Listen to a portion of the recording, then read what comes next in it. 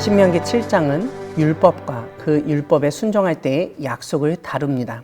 7장 앞부분은 하나님이 약속하신 땅으로 이스라엘 백성을 인도하셔서 그 땅에 살고 있는 7 족속들을 쫓아내실 때 이스라엘이 행해야 할 일을 알려줍니다.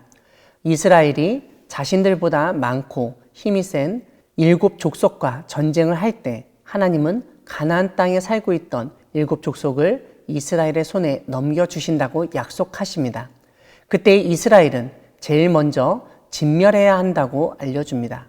진멸은 살아있는 생물을 죽이고 그 성을 폐허가 되게 하는 것을 의미합니다. 흔히 말하는 하렘입니다. 이 진멸의 내용에는 5절처럼 가나안 사람들의 제단을 헐며 주상을 깨뜨리고 아세라 목상을 찢고 조각한 우상들을 불사르는 것도 포함됩니다. 이와 함께 2절은 이러한 진멸을 할 때 어떤 언약도 하지 말고 그들을 불쌍히 여기지도 말라고 말씀하십니다. 3절에서는 그들과 혼인하지도 말라고 하십니다. 이렇게 가나안 땅에 살고 있던 7 족속을 진멸하고 그들이 섬기던 제단이나 신상을 부숴야 하는 이유는 6절에서 언급하듯 이스라엘이 하나님의 거룩한 백성이기 때문입니다. 그런데 하나님의 거룩한 백성이 된 것은 이스라엘의 자격이 대단해서가 아님을 분명히 합니다. 그것은 단순히 하나님이 이스라엘을 기뻐하시고 택하셨기 때문입니다. 이스라엘은 다른 민족들보다 수요가 많지도 않았고 오히려 모든 민족 중에서 가장 적었다고 합니다. 인구로 치면 이스라엘이 가장 적고 연약하였다는 것입니다. 이런 점에서 이스라엘 민족이 하나님의 백성으로서 선택된 민족이 되었다는 사실은 오늘날 말하는 우생학, 뭔가 대단하고 뛰어난 능력을 가지고 있어서 선택된 것이 아님을 알 수 있습니다. 단순히 하나님의 전적인 사랑으로 그리고 조상들에게 하신 맹세를 지키기 위해서 이스라엘 백성을 택하시고 인도하셨음을 알려줍니다. 신명기 7장 뒷부분은 하나님이 율법을 지키는 이스라엘에게 주신 약속이 나옵니다. 12절은 그 모든 약속의 첫 부분으로 이스라엘이 모든 법도를 듣고 지켜 행하면 하나님이 조상들에게 맹세하신 언약을 지키시고 이스라엘에게 인애를 베푸시겠다고 하십니다. 여기서 우리가 주목할 것은 이스라엘의 약속을 지키면 하나님도 지키신다는 것입니다. 이런 점에서 신명기에 나오는 언약은 쌍방 이행을 전제로 하고 있음을 알 수 있습니다. 일단 하나님의 이 약속은 말 그대로 하나님을 사랑한 자를 하나님도 사랑하시고 당대에 복을 누리고 풍요와 번영을 주시겠다는 말씀입니다.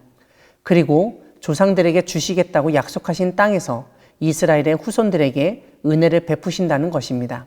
이것은 하나님을 믿고 순종한 당대의 사람들에게만 하나님의 복이 임하는 것이 아니라 그것을 훨씬 확장하여 자손들까지도 하나님의 은혜를 누릴 수 있는 특권을 주시는 복입니다.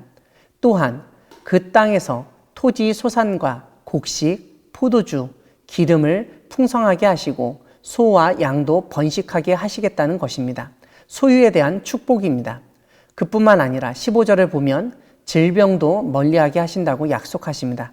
그래서 애굽의 악질에 걸리지 않게 하시고 오히려 이스라엘을 미워하는 사람들에게 질병에 걸리게 하시겠다고 말씀하십니다. 이렇게 약속을 하신 후에 우리가 앞에서 살펴본 것처럼 다시 한번 하나님은 약속의 땅에서 전쟁에 승리하게 하실 때 그 땅의 민족들을 긍휼히 여기거나 불쌍히 생각해서는 안 되며 꼭 진멸해야 한다고 다시 한번 당부하십니다.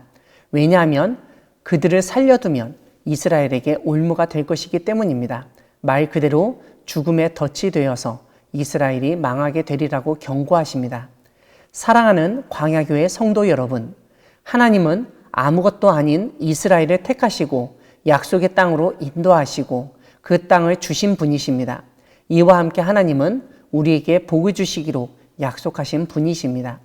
우리가 오늘 본문에서 확인했듯 하나님이 이스라엘을 택하시고 그들을 약속의 땅으로 인도하신 것은 이스라엘이 그 땅을 얻을 만한 능력이 있어서도 아니고 수가 많아서도 아니며 어떤 특별한 자격을 갖췄기 때문도 아닙니다. 오히려 그들은 숫자가 적었고 싸울 수 있는 능력이 거의 없었으며 하나님 앞에서 사랑받거나 혜택을 입을 만한 어떤 자격이나 특징도 갖추지 못한 민족이었습니다. 그런 이스라엘을 하나님은 단순히 사랑하시고 이스라엘의 조상들, 즉 아브라함과 이삭, 야곱이라는 족장들과의 약속을 지키기 위해서 인도하시고 그 땅을 허락하셨던 것입니다.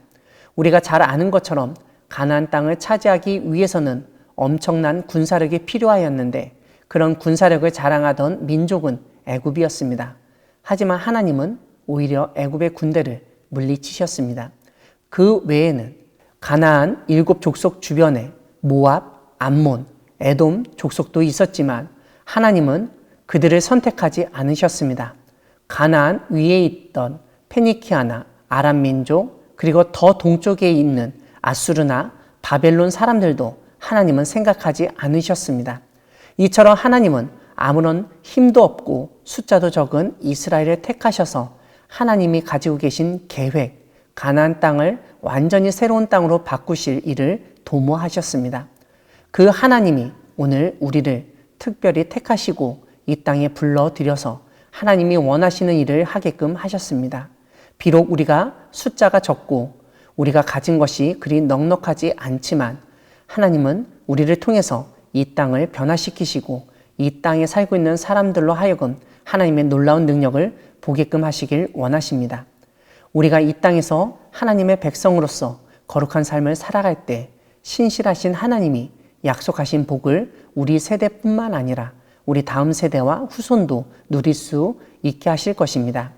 하나님이 우리를 이 땅에서 선택하시고 맡기신 이유가 우리의 자격이나 능력이 아니라 하나님의 은혜임을 고백하며 하나님의 백성으로서 거룩한 삶을 살아가며 하나님이 약속하신 복을 누리는 우리 모두가 되기를 소망합니다. 아멘.